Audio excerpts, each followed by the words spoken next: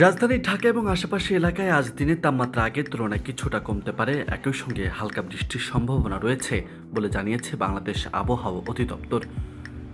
বুধবার আবহাওয়া অধিদপ্তরের ঝড় সতর্কীকরণ কেন্দ্র থেকে প্রকাশিত সকাল 7টা থেকে পরবর্তী 6 ঘন্টার ঢাকা ও তার পার্শ্ববর্তী এলাকার পূর্বাভাসে এসব তথ্য জানানো হয়েছে। ওয়ালটন এখন দেশের সীমানা পেরিয়ে পৌঁছে গিয়েছে 50টিরও বেশি দেশে।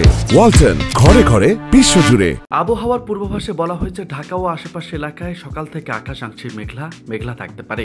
এছাড়া দিনের হালকা বৃষ্টির সম্ভাবনাও রয়েছে।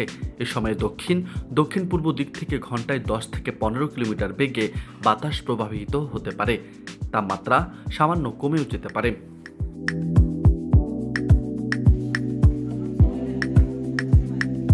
এদিকে আবহাওয়া অফিসের তথ্য অনুযায়ী আজ সকাল 6টায় রাজধানীর তাপমাত্রা ছিল 28 ডিগ্রি সেলসিয়াস এবং বাতাসে আর্দ্রতার পরিমাণ ছিল 83%।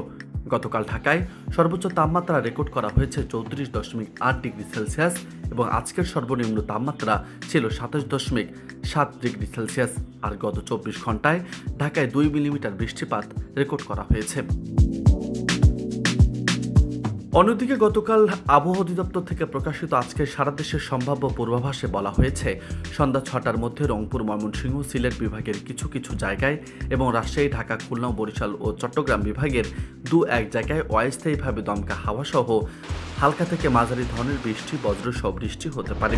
একই সঙ্গে সারা দেশের কোথাও কোথাও মাঝারি ধরনের ভারী বর্ষণও হতে পারে। এছাড়া সারা দেশে দিন এবং রাতের তাপমাত্রা প্রায় অপরিবর্তিত থাকতে পারে।